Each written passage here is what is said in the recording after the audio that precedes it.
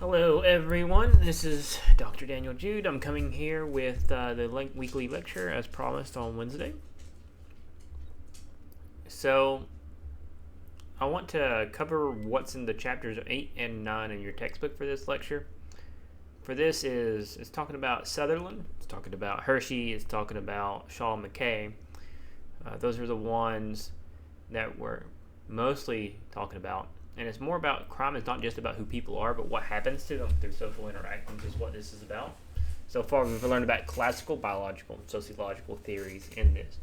So we're talking about how crime is learned, sustained, and socially constructed through those interactions, reactions, and power dynamics. Okay? So here's the big thing about social processes and learning theories in your chapter 8 is that criminal behavior is learned through other people and through other interactions. Everyone has the potential for deviance in this perspective. So socialization determines the outcome, for example. So focus on the social environment here, your family, your peers, your schools, your neighborhoods. That's how this works. So let's start with Sutherland. And the crime is learned in excuse me. Sutherland says that crime is learned in intimate social groups. People learn techniques of committing crime through these social groups and their motives and drives, the rationalizations, the attitudes. And the key idea behind Sutherland is the excess of definitions favorable to the violation of the law leads to criminal behavior. I'm going to say that again.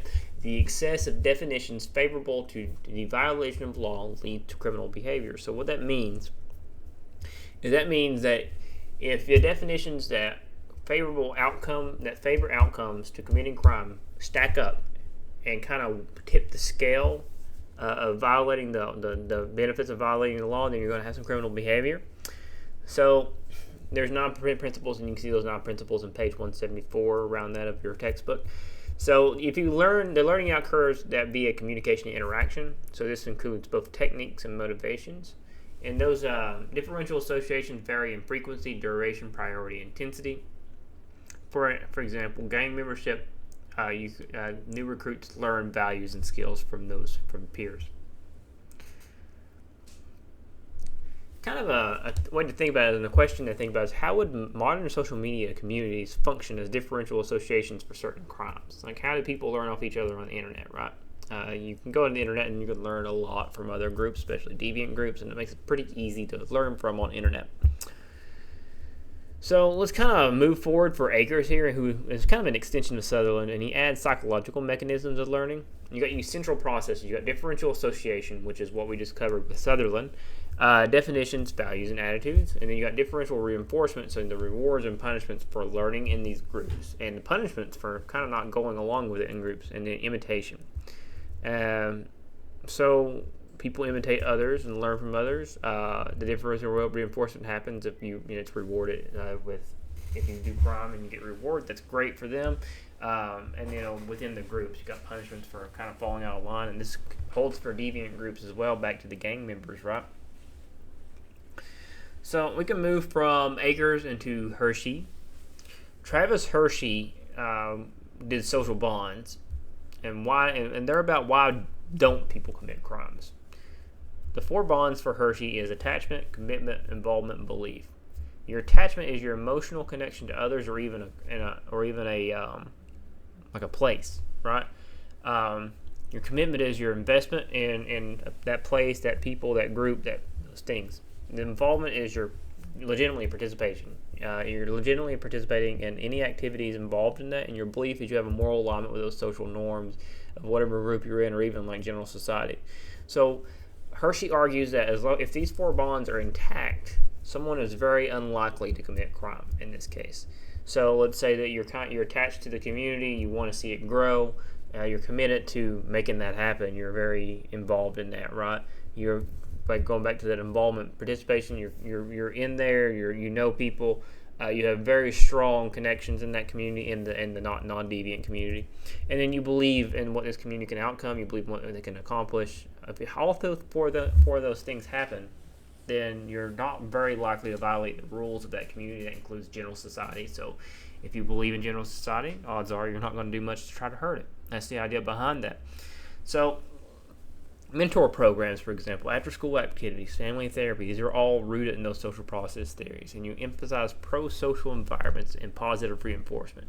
So these policies and these theories really kind of stir away from negative reinforcement and really go into that positive reinforcement instead of negative. So we're gonna social reaction and then go into those critical models from behavior to reaction. These theories ask who defines crime, and it kind of in the way these critical models work is they focus shifts from why people offend to how society responds. Moving forward, let's go to Howard Becker's labeling theory. Deviance is not an act itself, but the reaction to the act is what Howard Becker says. Society applies labels, and those labels then influence self-identity, which may lead to what you call secondary deviance. So let's kind of cover what primary deviance is. Primary deviance is your first minor rule breaking, and secondary deviance is the deviance resulting from internalizing the label that got labeled onto you from the first primary rule breaking.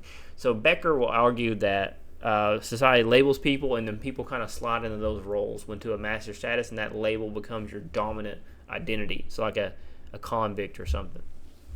So an example here is a youth arrested for shoplifting has a stigma, which includes exclusion. Association with delinquent peers occurs with that because those are the people that they will associate with and they learn from them, and which results in more crime.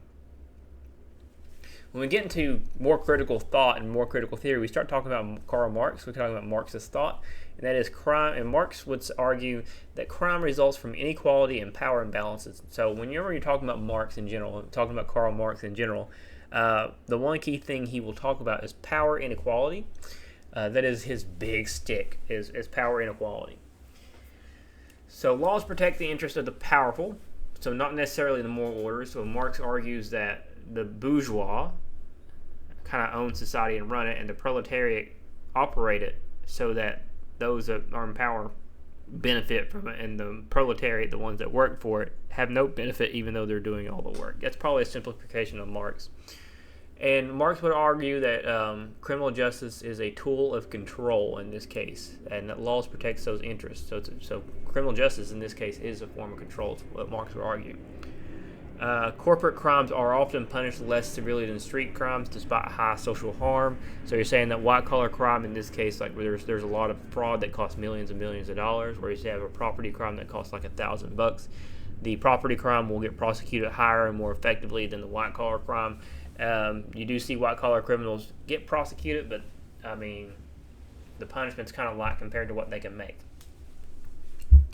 So you have more modern critical theories that kind of branch off into this: feminist criminology, patriarchy, which is what talks about as a patriarchy and gender power relations, postmodernism, meaning identity and media construction of crime, peacemaking criminology, which is nonviolence and restorative justice approaches. So these kind of integrating all these takeaways. Your social process theories, they focus on learning and social bonds, and your reaction and criticals are talking about power and meaning in this case. And together, crime is both socially produced and socially constructed. So if society stopped labeling and stigmatizing offenders, how might that affect your crime rates and recidivism? Would it?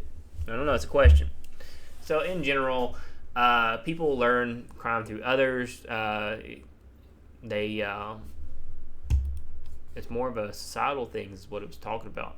And that being said, this was a pretty short one. I hope it was helpful, and I will get back to you all on the next lecture. Thank you.